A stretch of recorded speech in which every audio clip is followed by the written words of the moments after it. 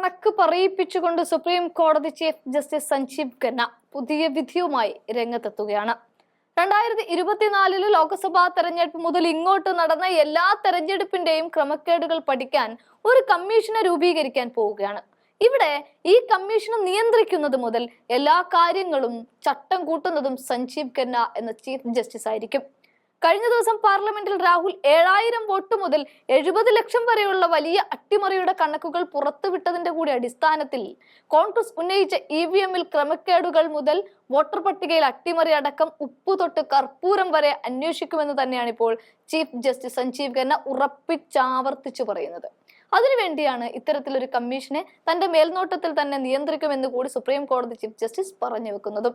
മാത്രവുമല്ല, മുഖ്യ തെരഞ്ഞെടുപ്പ് കമ്മീഷണറുടെ ഭാഗത്തു നിന്നും BJPക്ക് വേണ്ടി പല വിട്ടുവീഴ്ചകളും നടന്നിട്ടുണ്ട് എന്ന് പ്രതിപക്ഷം ശക്തമായി തന്നെ വാദിക്കുന്നതിനിടയിലാണ് വിരമിക്കൽ പ്രഖ്യാപനവും ധ്യാനത്തിലേക്കുള്ള പോക്കുമൊക്കെ വരുന്നത്.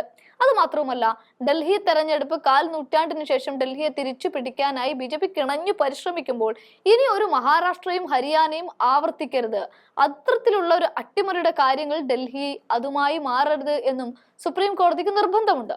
കൃത്യമായി പറഞ്ഞാൽ ഒരു ജുഡീഷ്യൽ കമ്മീഷനെ നിയമിക്കുന്നതിലേക്കാണ് കാര്യങ്ങൾ നീങ്ങുന്നത്.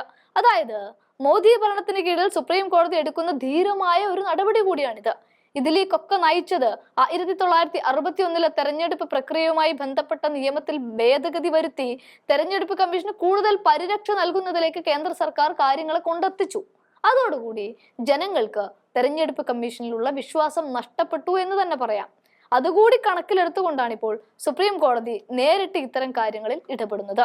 വാസ്തവത്തിൽ കേന്ദ്രത്തിന്റെ ഏജന്റ് ആയിട്ടാണ് രാജീവ് കുമാർ എന്ന മുഖ്യ തെരഞ്ഞെടുപ്പ് കമ്മീഷണർ പ്രവർത്തിക്കുന്നത് എന്ന കാര്യം എല്ലാവർക്കും അറിയാമെന്ന് രാഹുൽ ഗാന്ധി അടക്കം പറഞ്ഞിരിക്കുന്ന ഒരു സാഹചര്യം കൂടി ഇവിടെ കണക്കിലെടുക്കേണ്ടി വരും. തെരഞ്ഞെടുപ്പ് കമ്മീഷനെതിരെ അഴിച്ചുവിടുന്ന ഒന്നിനെയും കൂസാതെയാണ് രാജീവ് കുമാർ എന്ന മുഖ്യ തെരഞ്ഞെടുപ്പ് കമ്മീഷണർ ഇതുവരെ നീങ്ങിയത്.